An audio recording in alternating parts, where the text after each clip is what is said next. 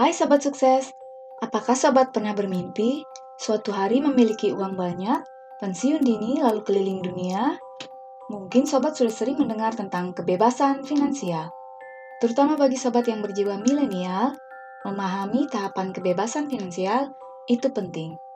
Dalam video kali ini ada ilustrasi 5 tahapan kebebasan finansial. Yuk cek sama-sama Sobat sudah masuk di tahapan yang mana. Sebelum itu, seperti biasa, selamat datang buat Sobat yang baru di channel ini. Video kali ini adalah request dari Mail Ismail. Terima kasih untuk semua like, komentar, jam tayang, dan sharing Sobat. Mohon dukungannya terus untuk subscribe dan menyalakan tanda lonceng supaya makin banyak video motivasi lain seperti ini. Yakinlah bahwa sukses itu adalah milik semua orang yang mau berusaha. Ini Michael dan Rudy. Setelah lulus kuliah, Michael dan Rudy berada dalam fase finansial pertama, yaitu ketergantungan finansial. Dalam tahapan finansial pertama ini, Rudy masih meminta uang dari orang tuanya untuk bertahan hidup sehari-hari. Rudy memakai kartu kredit dan berhutang untuk membeli kendaraan dan HP baru supaya teman-teman nongkrongnya terkesan. Michael juga meminjam uang. Tapi daripada membeli barang-barang mewah, Michael membeli laptop yang lebih canggih agar bisa mendapatkan pekerjaan freelance. Meskipun Rudy terlihat lebih kaya daripada Michael, mereka berdua sama-sama belum bebas finansial. Kebanyakan anak muda yang masih bersekolah berada di tahapan ini. Orang-orang yang biaya hidupnya masih lebih besar dari gaji bulanannya juga masih ada di tahapan ini. Rudy dan Michael akhirnya diterima bekerja di perusahaan yang sama. Rudy diterima karena koneksi orang tuanya, sementara Michael diterima karena pengalaman kerja freelance-nya yang sangat lengkap. Rudy dan Michael mulai mendapatkan penghasilan rutin untuk bertahan hidup dan bisa masuk pada level kedua. Stabilitas finansial. Pada tahapan ini baik Rudy ataupun Michael sudah memiliki pekerjaan yang mapan. Keduanya memiliki kapasitas untuk membeli aset serta melunasi hutang-hutang. Pada tahapan ini, Michael menyisihkan uangnya dan membeli aset-aset. Michael menabung saham blue chip, membelikan emas untuk istrinya, dan membeli tanah di kampung untuk disewakan. Jikapun berhutang, hutang Michael adalah hutang produktif yang dipergunakannya untuk membeli aset yang menghasilkan keuntungan. Michael bergabung dengan usaha sampingan bosnya di bidang kuliner. Gaya hidup Michael tidak berubah. Rudy di sisi lain fokus berhutang untuk meningkatkan gaya hidupnya. Rudy masih terjebak dalam rat race. Semakin tinggi gaji dan jabatannya, semakin banyak barang-barang mewah yang Rudy beli. Michael terus membeli aset, sementara Rudy terus membeli liabilitas. Ada lebih banyak anak muda yang menjadi Rudy ketimbang menjadi Michael. Banyak anak muda menunda membeli aset karena mengejar penampilan, barang-barang bermerek, mobil mewah, agar bisa dipamerkan di sosial media. Banyak anak muda menghabiskan uang untuk nongkrong di mall, minum kopi mahal atau dugem, supaya terlihat keren. Ironisnya, jumlah uang dan waktu yang sama bisa menjadi modalnya untuk membuka peluang usaha. Jika berhasil mengumpulkan pendapatan pasif di tahapan kedua ini, Michael akan bisa sampai ke tahapan ketiga. Fleksibilitas finansial.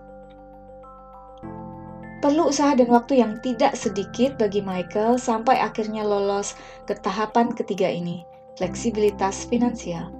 Pada tahapan ini, Michael sudah berhasil melunasi seluruh utang-utangnya.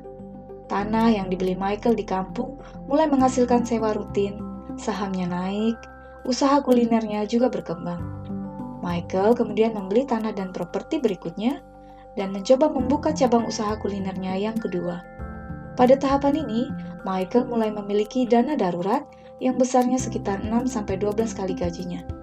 Michael mampu menghadapi hal-hal mendesak seperti keluarga sakit, mobil tabrakan, teman datang dari jauh, atau renovasi rumah tanpa harus berhutang. Michael mulai merekrut orang-orang kepercayaan untuk mengelola aset dan usaha kulinernya yang makin berkembang, sehingga aset-asetnya itu berubah menjadi mesin uang otomatis. Di tahapan ini, Michael tidak takut lagi untuk berhenti dari pekerjaan lamanya. Di saat yang sama, Rudy masih berada di tahapan kedua, belum punya aset, dan terus berhutang untuk barang-barang mewah. Rudy terus bekerja untuk uang. Semakin banyak waktu dan tenaga Rudy dihabiskan untuk kantor saja, tapi penghasilannya tidak pernah berubah drastis. Tahapan keempat adalah kebebasan finansial. Di tahapan ini, Michael mulai bisa merasa lega dan menikmati hidup. Dalam tahapan ini, nilai pendapatan pasif Michael sudah melebihi pengeluaran rutin bulanannya. Michael bisa memenuhi kebutuhan bulanan tanpa harus bekerja. Pada tahapan ini, mesin uang Michael berjalan otomatis. Dari keuntungan usahanya, Michael bisa mengajak keluarganya jalan-jalan ke Eropa, pesawat, hotel, tiket, semuanya kelas 1. Michael bisa mengirim seluruh keluarga besarnya naik haji. Michael bahkan bisa berjalan-jalan ke kutub utara jika dia mau.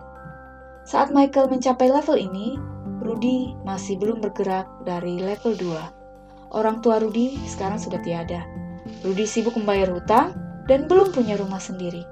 Istri Rudy selalu marah-marah setiap hari, dan anak Rudy salah pergaulan karena Rudy terlalu sibuk di kantor. Tahapan kelima adalah kelimpahan. Hanya 1% orang di dunia yang masuk dalam tahapan kelima ini. Bill Gates, Warren Buffett adalah beberapa di antaranya. Pada tahapan ini, Michael bisa melakukan banyak hal untuk kemanusiaan karena uangnya sangat berlimpah. Membangun panti asuhan, membangun LSM anti korupsi, menghijaukan kembali hutan Kalimantan, atau membangun fasilitas air bersih di Nusa Tenggara. Banyak orang tidak bisa masuk ke tahapan keempat dan kelima ini karena terlena dengan gaya hidup. Banyak orang baru menemukan pendapatan pasifnya ketika sudah berumur dan tidak muda lagi. Michael beruntung karena Michael masih muda saat mulai menaiki level demi level finansial. Semakin cepat Michael mengumpulkan aset dan pendapatan pasif, maka semakin cepat juga Michael akan mencapai kebebasan finansial.